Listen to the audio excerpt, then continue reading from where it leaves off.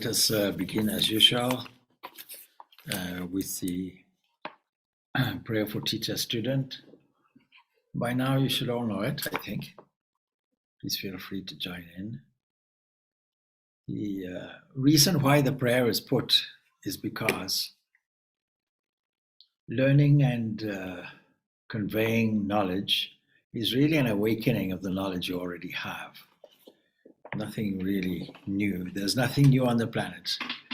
And actually all of this study of scripture, etc., is really just revisiting ideas, but maybe presented in different novel ways, that's all. And so there are standard questions and standard answers. And if we don't have good listening skills, and if we don't work together with the same objective, that is to reveal the knowledge that we have. And this is not any ordinary knowledge, this is higher knowledge, which is very subtle. So the meaning of the prayer really is to see if we can work together, teacher and student, just to see if we can, firstly, convey the teaching on the one hand and receive it on the other. And if it's not received properly, then we have to shift the point of view and see if there's another point of view that suits you. And so we work together with great energy with this objective, that our studies be illumined, that the mind becomes more illumined. It becomes more clarified, more so than the beginning of the study. So with this in mind, Om Sahana Bhavatu Sahanau Bhunaktu Saha Viryam Karavavahai Tejasvinavaditam Astu Ma Vidvishavai. Om Shanti Shanti Shanti. May that one protect us both. May that one nourish us both. May we work together with great energy. May our studies be illumined. May we not unnecessarily cavil with each other. Peace, peace, peace be unto all. So as usual, I'll blank off my microphone so that you can formulate your questions, and then we'll have our question answer session. Thank you. Hi, Swami. I do have a question. Go ahead. So I was meditating like 2 days ago, and I realized that there was a picture of a threefold flame which kept appearing for me, but I didn't quite know what they represent. And so 2 days ago, I realized it was the three gunas, and then after that, it popped up for me the 5 pranas. So I've been doing a little research to know a little bit more of what they are, and I remembered we had a conversation as well when I told you I could feel the energy on my back on the left hand side, and you said that was prana. So I've seen they are like different energy points in the body, and that is linked to yoga exercise as well. So I was wondering if you could give an insight of them and see if like they are only linked to like yoga, or they're a way of like flowing the energy through the body to the well-being of the mind.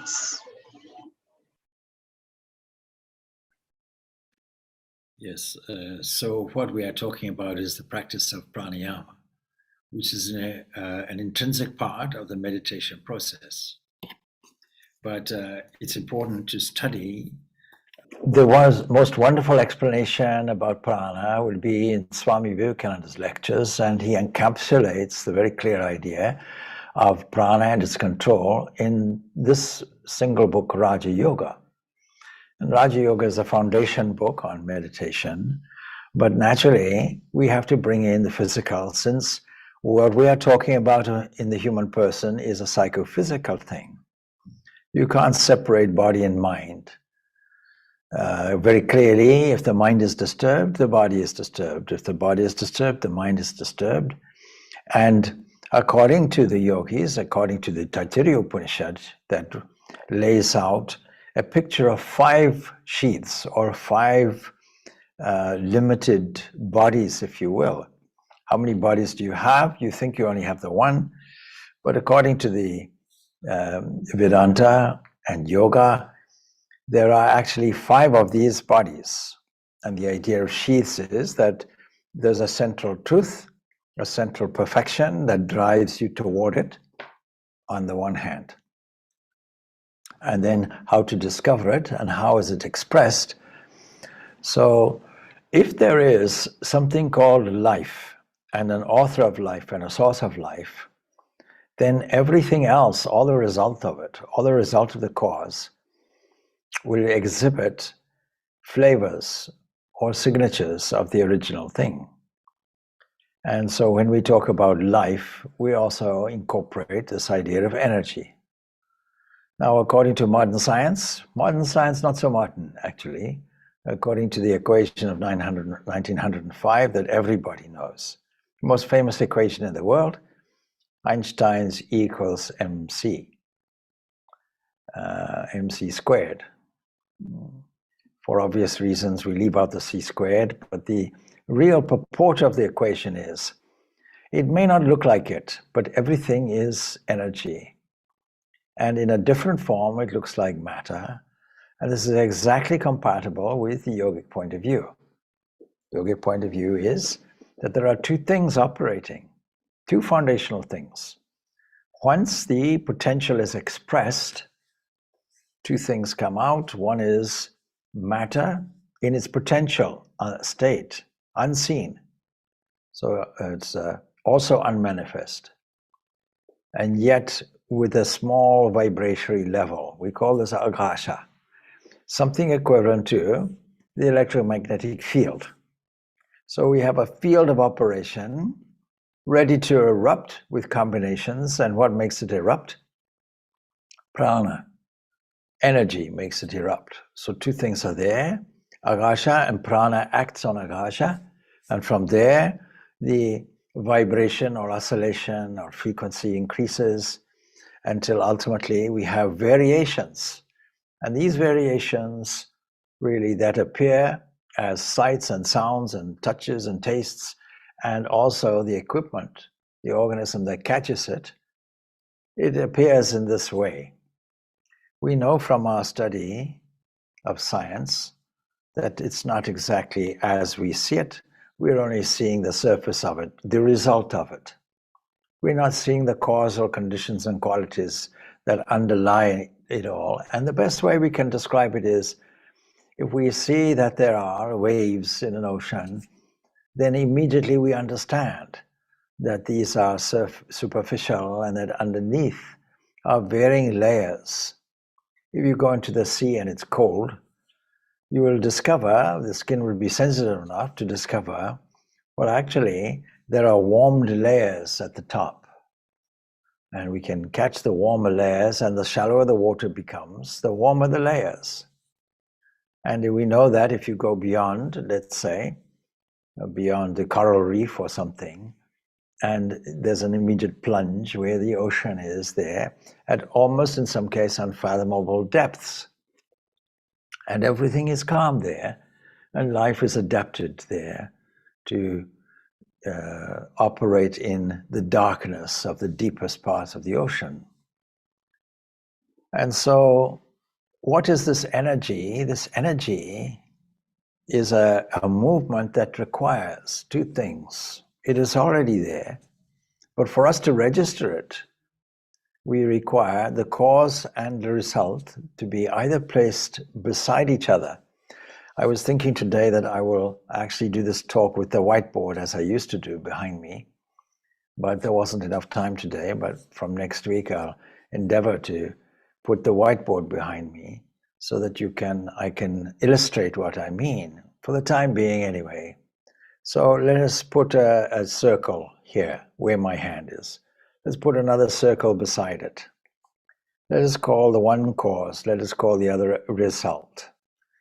You see, actually, it makes a demarcation that involves space. Now we can put it the other way. We can put one in sequence and the other one on the top. so that the underlying thing will create a visual causal relationship.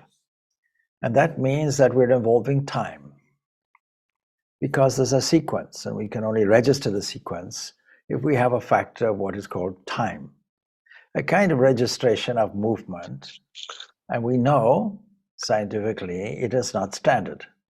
We know there's something called time dilation. We know there's something called space dilation. We know that if we travel closer to the speed of light, we have both time and space dilations.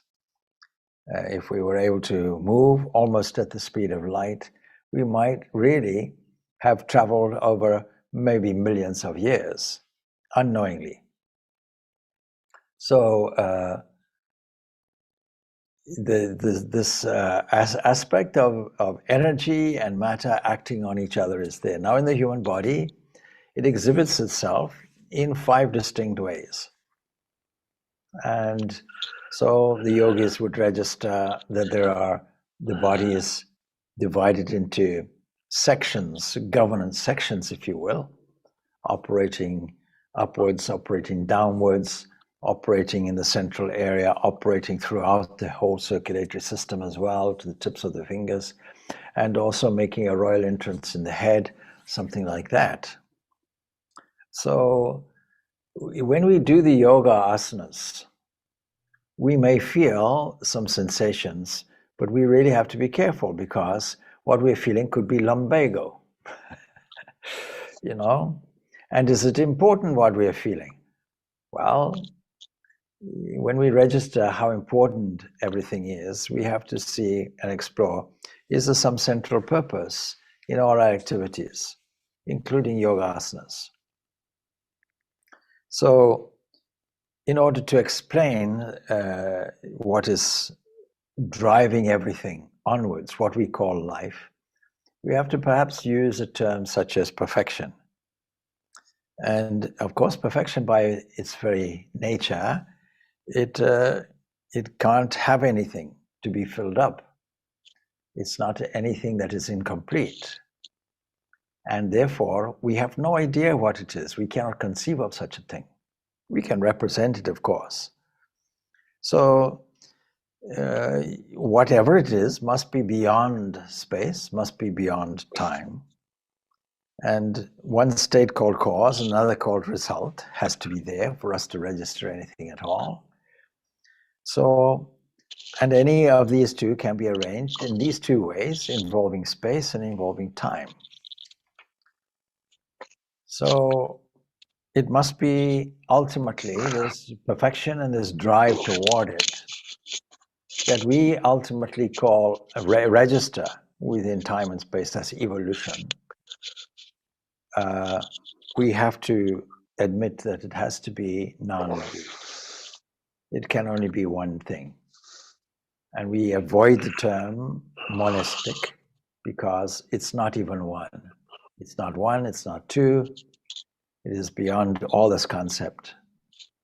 And so harmony, peace, and joy, it's described in this way. The Taittiriya Upanishad registers it as bliss. All the scriptures have different terms so that we can at least understand something about it. The Taittiriya Upanishad will tell us Ananda Brahmeti Vyajanat Anandada Hyeva Kalvi Imani Bhutani Jayanti Anandena Jatani Jivanti Anandam Prayantya Bhi Samvishanti. That is, Brahman is known as Ananda, bliss. And for truly, beings, that is you, that is me, that is even the microorganisms that exist, that pulsate, even these are born from bliss. So this perfection is relayed as bliss. You know, the English word hapless, or happy, comes from the same root as hapless. Hapless means unlucky, And happy is derived from the root hap, which means chance, luck, your good luck. But this bliss is not that it is lucky. It is some foundational thing. So we are born from this. And when born, we live in this. And by bliss and into bliss, and after departing, we enter into bliss. After departing either the waking world into dream and dreamless sleep, and dreamless sleep is the ultimate bliss for us, or the physical life, which is equivalent to it.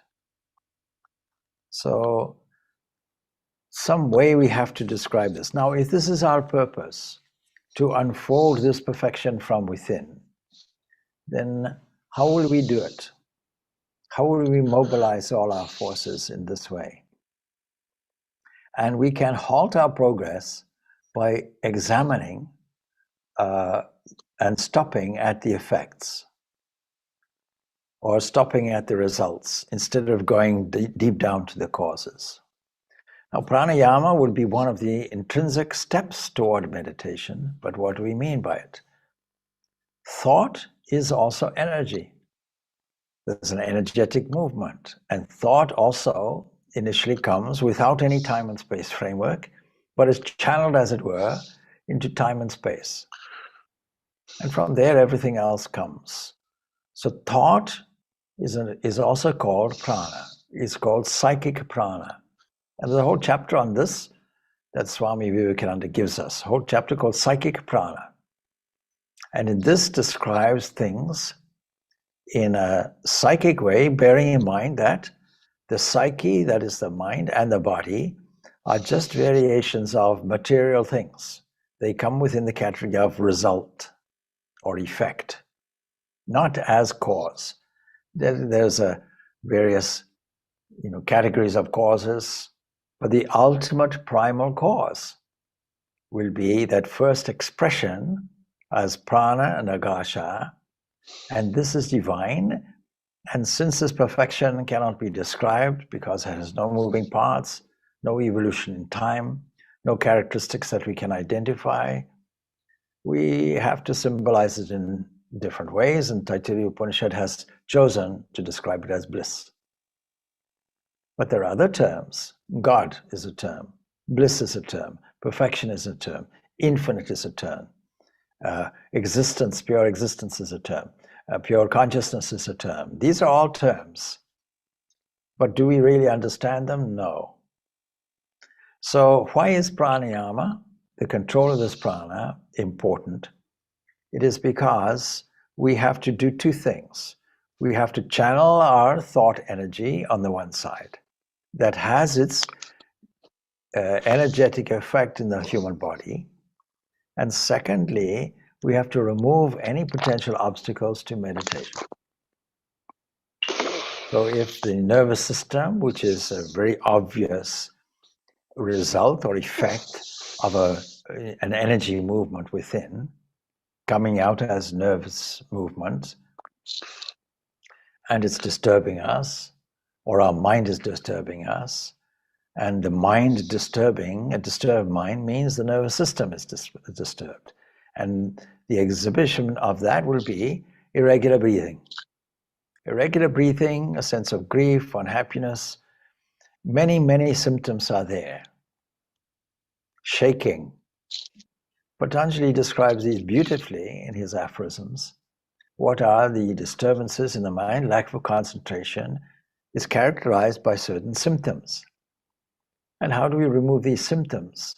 By regulating our energy in the vast proportion of the day that is not meditation.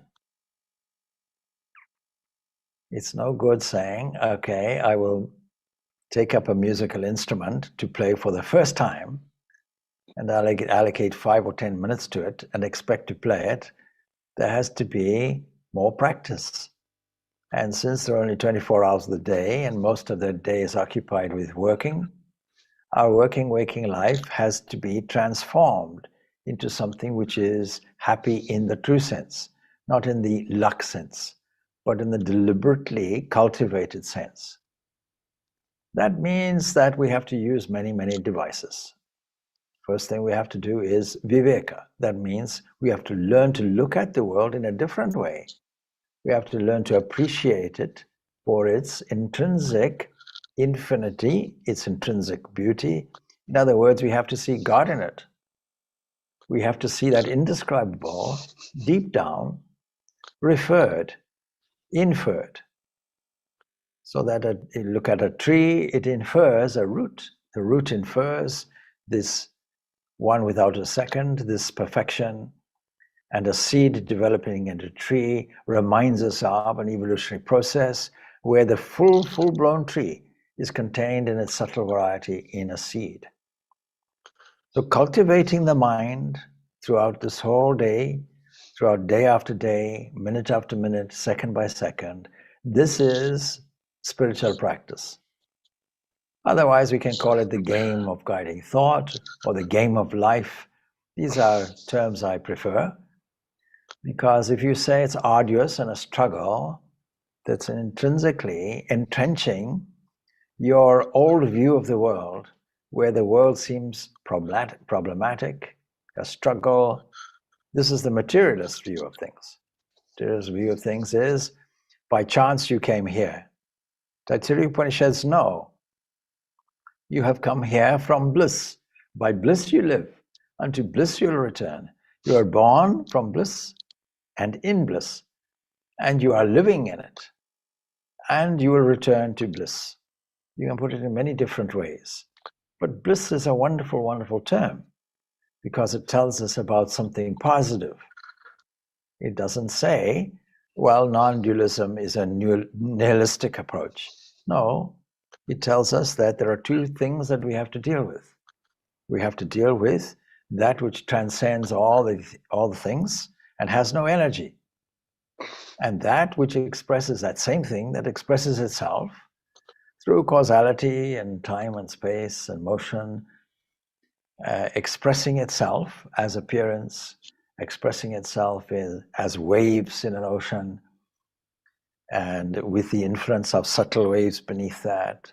Ultimately, you come to what religion calls God. Nothing wrong with the term God. There are some countries that like to avoid this term, some countries that are moving more towards secularism.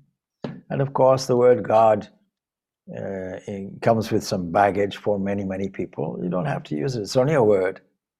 And we have to shuffle around the number of different words that we have to convey something which is perfection itself, and always full, and always free, and how it expresses itself.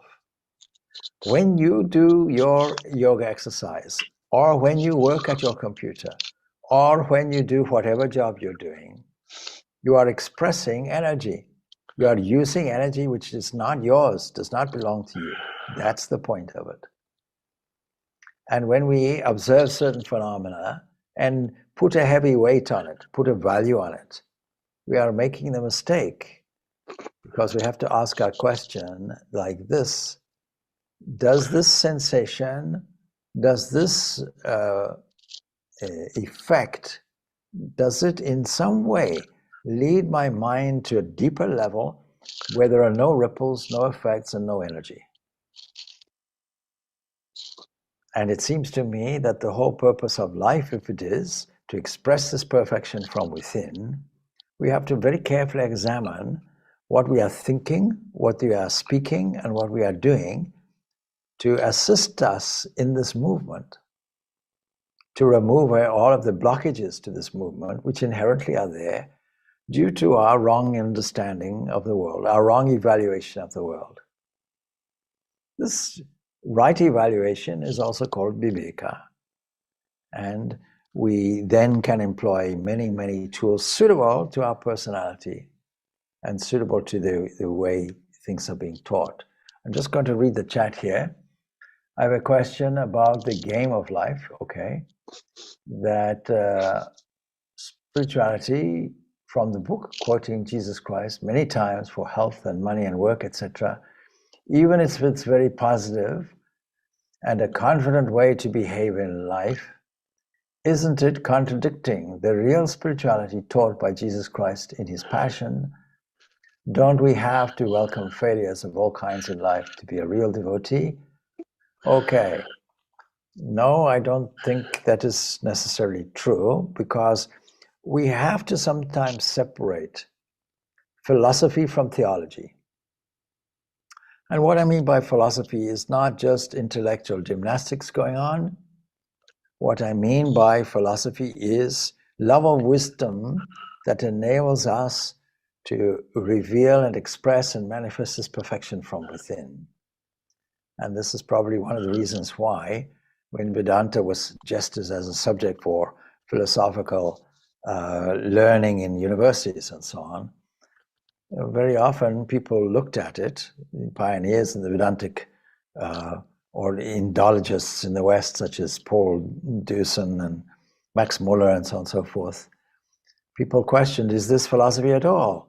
It doesn't seem to be mental engineering and mental gymnastics and speculation and verbosity and theories and so on and so forth. That was once science.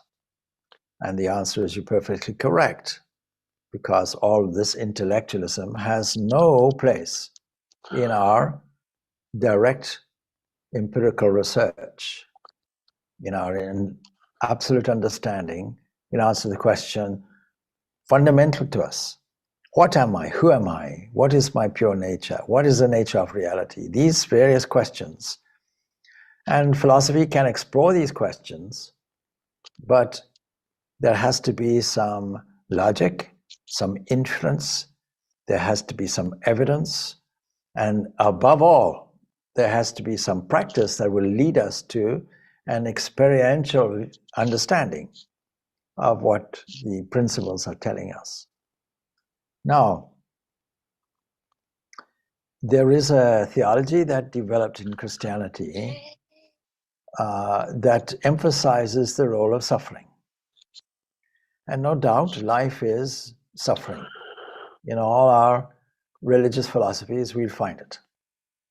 We'll find that the theology says that Jesus died on the cross for our sins. This is the theological approach. The Vedantic approach says there are no sins. There is ignorance. There is weakness. Weakness comes from ignorance. But everything is full and free and perfect. We don't start off from a negative. We don't start off from a deficit. Now, what we call all the abundance of life, viewed in a correct way, is simply an expression of this fullness and this perfection. And so we are not an enjoyment-denying philosophy. There are some schools of philosophy that might do that. I'll give you some example. In the 13th century, 14th century, the start of the Inquisition started in the Christian church. We can't say Catholic, Protestant, or anything like this. There was one church, Christian church. There were really two versions of it, no doubt, maybe three. One was the Oriental Catholic Church, such as we find in Coptics. There is the Eastern Orthodox Church, sometimes called Greek Orthodox Church, that had what we call a great schism in the 1050, I think it was 1056. I'm not sure of the exact date. And then there was the Church of Rome. Most Christians subscribed to the Church of Rome throughout Europe, bearing in mind that that was the whole entire world for most people in those days. And then in the northern part of Spain and the southern part of France, there was a movement called the Qatar Movement. It was popularly called that. That wasn't its official name, which was deemed by the Roman Catholicism to be heretical. And so there was an inquisition that started, and warfare and struggle and persecution and all kinds of things to stamp the Qatar movement out. They successfully did it. But you see, this Qatar movement one of the objectionable things was it was rebelling in the face of corruption in the Catholic Church. And so they become ultra strict. They became a world-denying movement. The world is wrong, the world is evil. We have to avoid all the pleasures of life. Ideally, that was the idea. And so this extreme position is an extreme position sometimes adopted by many, many religions and religious movements. But you see, Vedanta is very clear. At every opportunity throughout the entire Upanishads, also called Vedanta, it is emphasized. Your nature is divine. Your nature is full and free. The kingdom of heaven is within you. It is not to come. It is here already, and we have to reveal it. And when we make use of our skills and talents, and if abundance comes to us, and if we shift our movement, which says, may everyone be abundant. This is the game of life. The game of life will say, I'm not avoiding abundance. I want abundance, but I want abundance for everybody. I want happiness for everyone. I want blessedness for everyone. And I think you find Florence Shin in her book, Game of Life and How to Play It, emphasizes this point, starting off immediately by saying that we have some design, we have something within us which is unique, and that operates within the grand divine plan, and we play it out. There's nothing about recrimination, there's nothing about guilt, there's nothing about weakness. It is all about strength, because her book is essentially based on the Vedanta philosophy. And she doesn't mention it. So she's couching this optimistic view that is necessary after the world wars. She's cultivating this optimistic view so that we and it's appealing to, she's writing for Christians, and for this reason, she is using Christian language. Same thing with Joel Goldsmith when he writes his book, The Infinite Way, or The Art of Meditation. He's couching it purely in Abrahamic language. But it's only words, it's only language. The concepts are completely different from the negative theological position. The negative theological position may have some limited value for us, but it is only part of a substructure. And it has to be ultimately lead us to a different point of view, away from the idea, maybe we have to struggle, maybe we have to correct things, maybe we are not perfect, maybe we are defective, maybe we have to improve, maybe life is a series of events where I want something and I don't have it, even if it is a post-mortem condition, or even if it is happiness, or even if it is to be more morally perfect, or even if it is to adjust our conscience in a positive, moral, and ethical way. At some point, we will realize, wait, life is not full of adjustments. Life is not full of holes. Life is not full of defects. Life is essentially an expression of fullness and freedom. We may not have noticed it. And so when we start exploring their inner world, this becomes more and more revealed to us. And this becomes a transforming point in our life, so that instead of saying, I am a body with a soul, the whole thing gets turned around. I am a soul with a body. And that is a major shift that is necessary for humans, regardless of religion or regardless of religious affiliation. And then there's another question in text. It's wonderful to have these questions. Let me scroll down here. So, hello, Swami. What, in summary, is the difference in approach between Shankaracharya, Madhva, and Ramanuja approach to understanding God? All right. Let us take the idea that there are 24 categories. We take this from the Sankhya, and that we can add more to this. So 24 categories stops at Prakriti and Purusha. Let us put an additional thing in called Jiva. Because we all have a sense of individuality, we can insert this as a factor also. Madhva wants to set up a relationship whereby Jiva taps into the honey nest, the honey of divine bliss, the honey of adoration, and the beautiful sweetness of devotion. And so it's more than just I'm a creature and there's a creator. An intimate relationship is set up.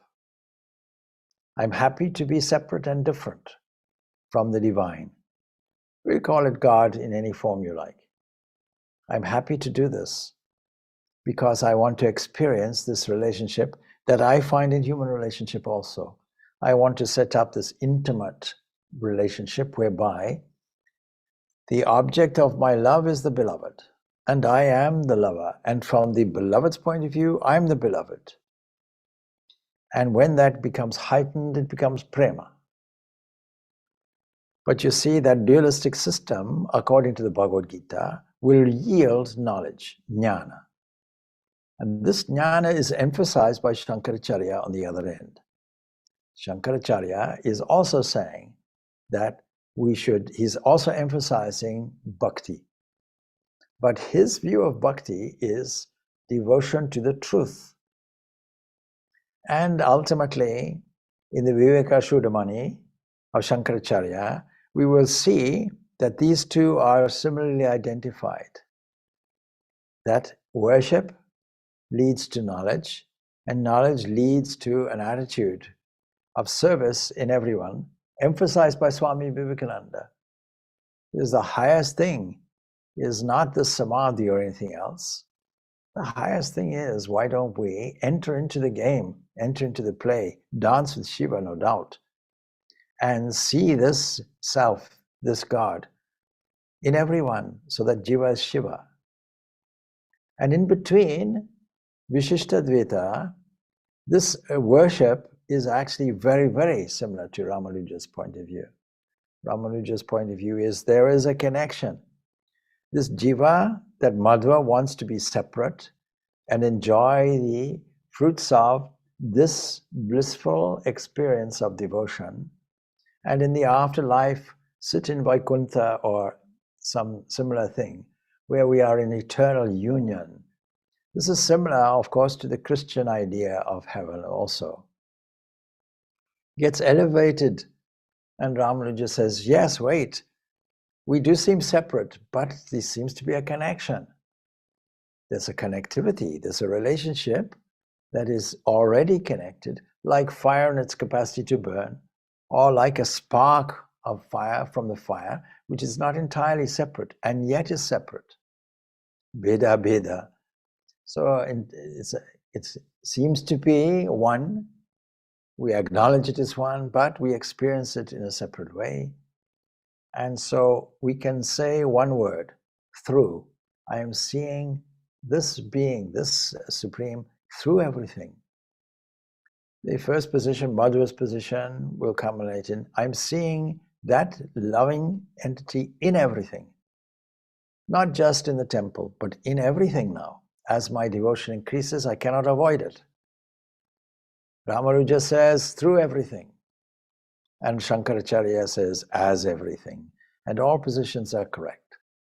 They are simply deeper stages in our spiritual evolution of our understanding. That's all. There's the beauty about Vedanta is there's no contradiction in terms in any of this. You're simply saying, if we go up a mountain, well, the first level, we look on the horizon, it looks like one thing. It looks one way. As we go up, it looks like another way. As we get to the top, we have the totality of our vision there. That's the idea. Okay, Florence Scovel Shin wrote this book 100 years ago. Money seems to be the most important thing to get in this book. No, I don't see it that way. If you read a book, which is called, which is by Napoleon Hill, it's a different book. But what it says is abundance is ours. That's what it says. It's ours. Why? It's our birthright. You see, that's what the book is saying. It's a part of a series of positive thinking books on this. And the Think and Grow Rich by Napoleon Hill has even more of an emphasis on that. You see, I'll tell you a small story. When I started off my monastic life, I was anti-wealth and anti-money. I thought that money was an evil thing. I didn't want it. I wanted to give up anything to do with money. And then I read, of course, in the Gospel of Ramakrishna, how Ramakrishna recoiled from coins. But then, you see, I asked a seasoned monk about this. How is it that Ramakrishna, recoiled from coins, and yet, this isn't really emphasized? I see people raising money for temples and for hospitals and colleges and so on and so forth. And he said, well, Ramakrishna had a benefactor. You don't have to worry about money. He got it in kind. But the real world is, of course, we have to raise money. And Swami Vivekananda went to the West specifically to raise money to uplift his fellow countrymen at home. And we bought a premises here a few years ago, so now 4 years ago now, more than that. And it cost us money. We had to raise money. But you see, is money your enemy, or is it a divine resource of abundance that we can tap into with a sense of thankfulness, adoration? It's not the wealth that's the problem. It's how you view the wealth and how you use the wealth. And if you use it in a sattvic way, this idea that money is your enemy has no validity.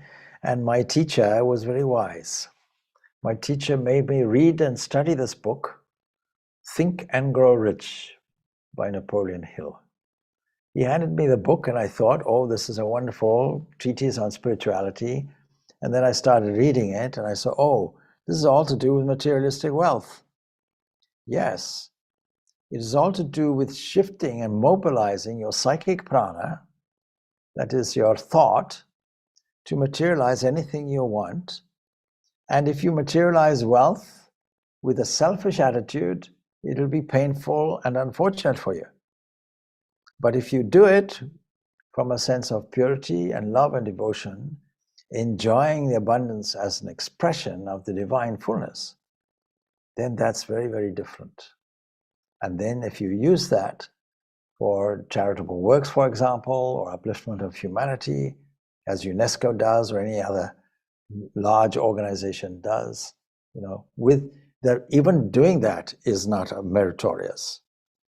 Doing that has to have a mindset that says, this is part of universal energy and it doesn't belong to me. And Jesus illustrates it in a number of ways. He gives a number of parables. He gives a parable of the vineyard. That's his normal example. And the master goes away and leaves some coinage with servants. And the best servant was the one who doubled his money. The one who buried it was dismissed. The one who squandered it was dismissed.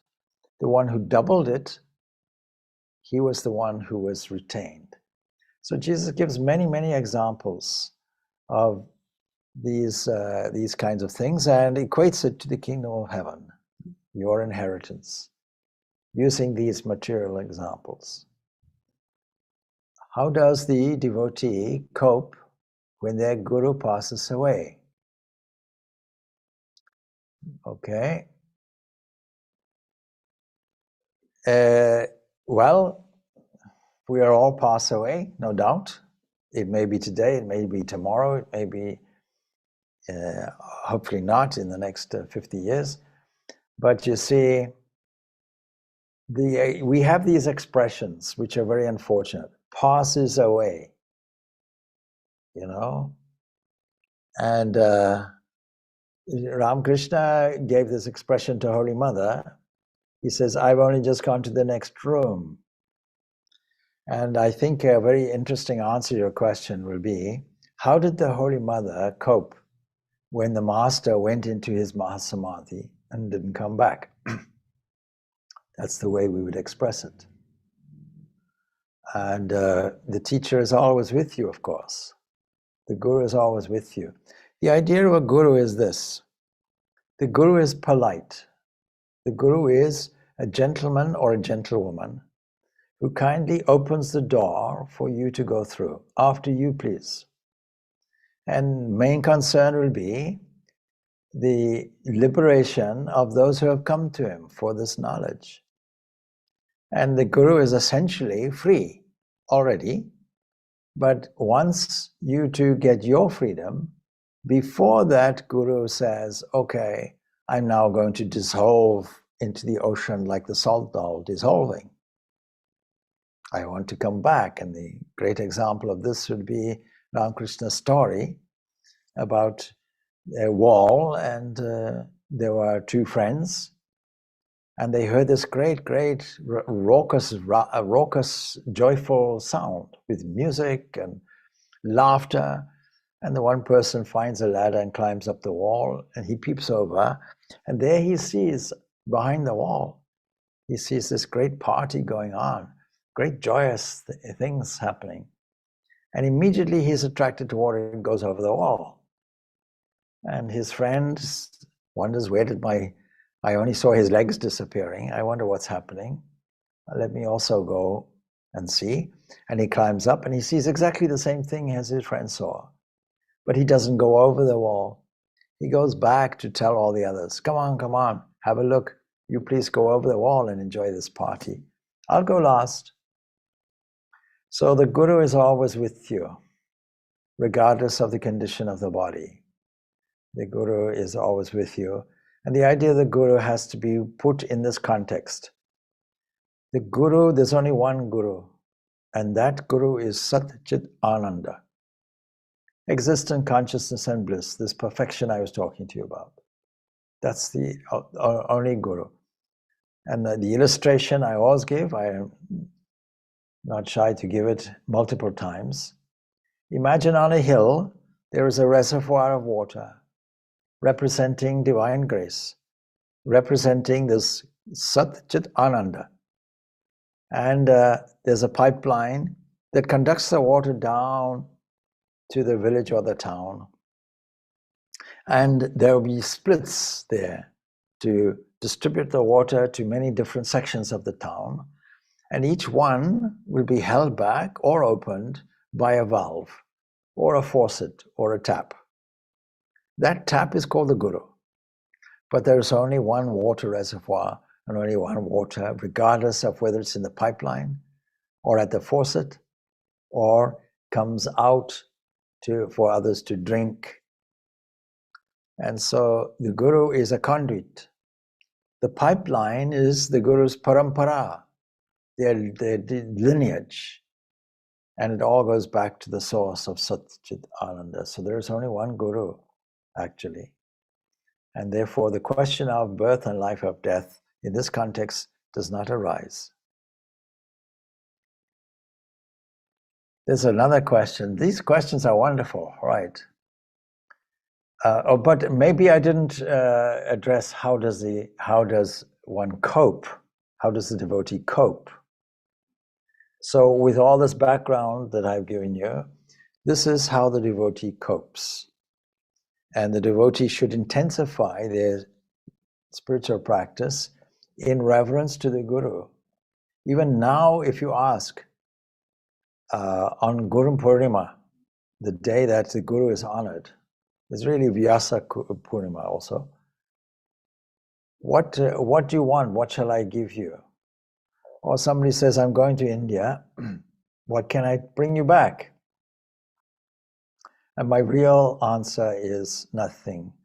Please, the best gift you can give to a guru is to please diligently carry out the spiritual instructions with great faith, with great truthfulness, knowing that there will be ups and downs in your spiritual practice.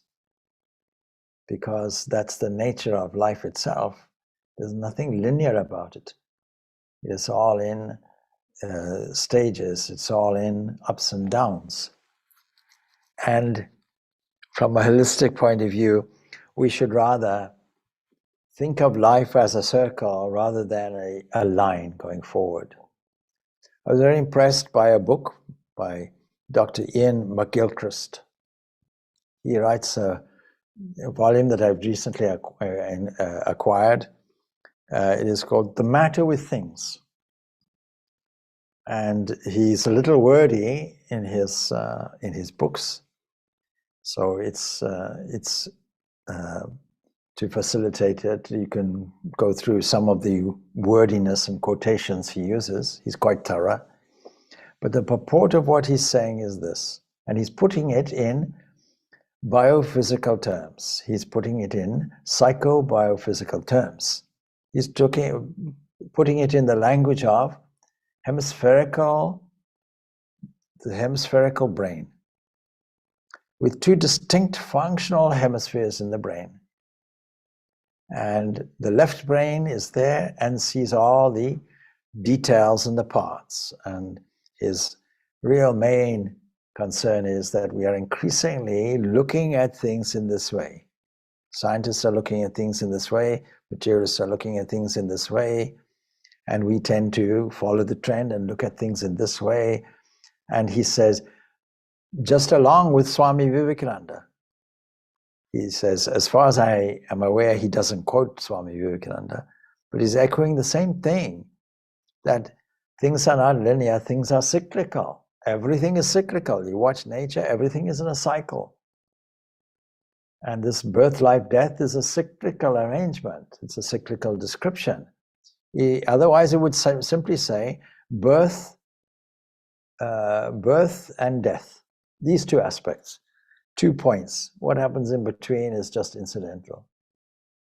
But and birth and life is a progression toward a finality of death, and then that's the end of it. The line is finished, the line is complete, nothing else happens.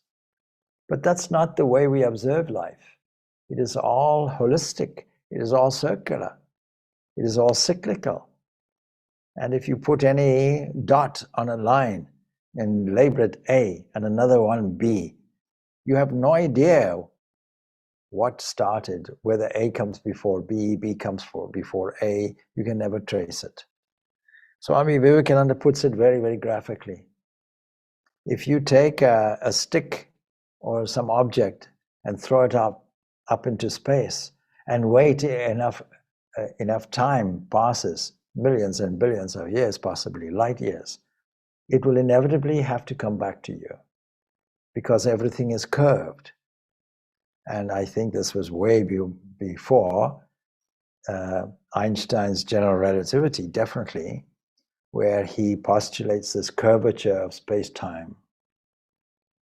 So it all comes back to you. Whatever you do comes back to you. This is a part of the law of karma, of sowing and reaping. Whatever you do, whatever you think, comes back to you, essentially. Then we have how much should focus be placed on practice? For example, yoga relative to the reading of the Shruti and Smrti. Of course, Smrti has to be in agreement with Shruti. The Vedas are the oldest text in the world. They are the oldest, certainly the oldest philosophy in the world, and the oldest series of recitations. But because they were seen to be so valuable, even though no doubt writing was around 10,000 years ago, whatever it was, not in the Devanagari script, in a different script certainly, the Brahmi script possibly, then you see it was forbidden to write this down since it was so sacred. That's what makes it Shruti, the thing that is heard. Smrti is the thing that is remembered, and as a result, unreliable. Because when you write it down, write an account down, you have 5 people witnessing a car accident and they all give a report, you may find 5 variances in what they saw. So the Smriti has to agree with the Shruti. So we leave the Smriti behind. Let's leave it to one side for the time being. And how much then should we study the Shruti? That's really the better question, probably.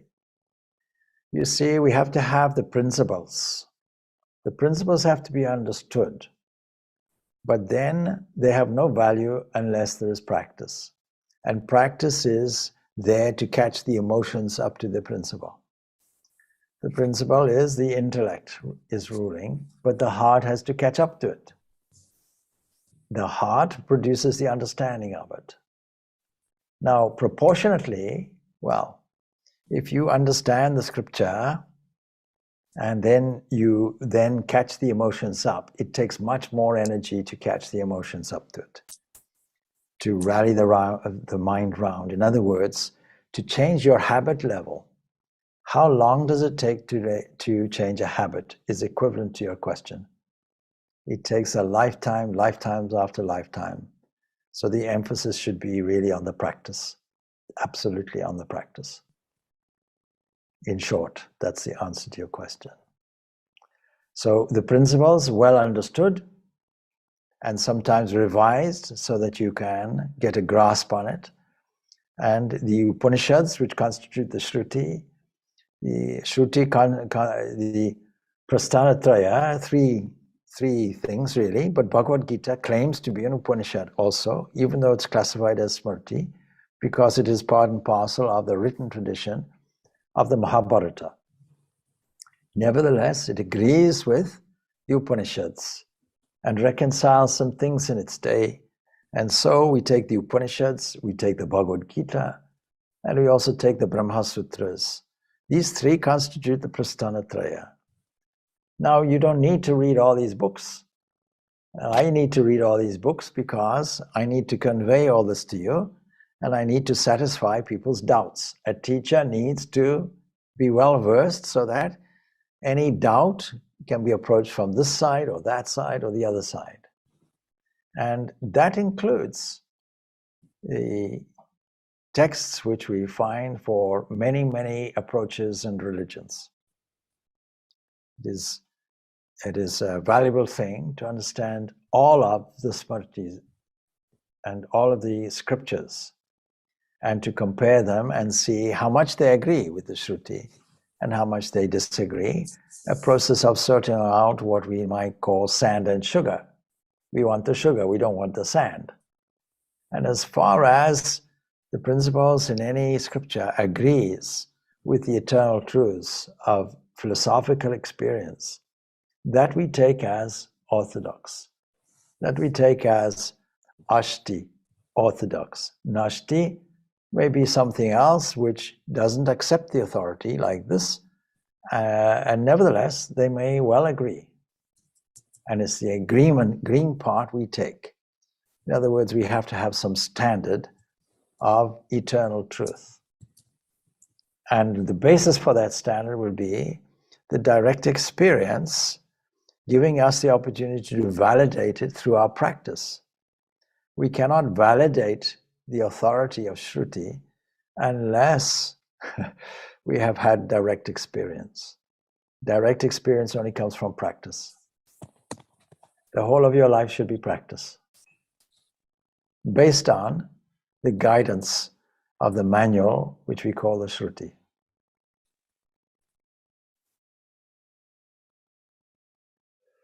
How would you react if someone tells you that in Bengal they were mad and it was madness for Ramakrishna's trances? How would you react if someone tells you that in Bengal they were mad and it was madness for Ramakrishna's trances? I don't think I would react at all. I would ask them, I would not communicate with them because somebody's opinion is somebody's opinion, and I would not certainly defend anything. I would simply, I have enough trouble of my own without attending to other people's difficulties and problems. Sorry. You see, Ramakrishna's point of view was when he himself highlighted what he suspected might have been some madness to his teacher Bhairavi Brahmani. He said, am I mad? This is what I get. I get these hot flushes. I get these ecstasies. What's wrong with me? People say I'm mad. Am I mad? And she says, yes, you are. But some people, most people, everybody is mad for one thing or another. Some people are mad for wealth. Some people are mad for, sex, and some people are mad for property. And you are mad for God. It's the best madness of all. So that Ramakrishna was indeed mad, but I have yet to meet anybody who was not.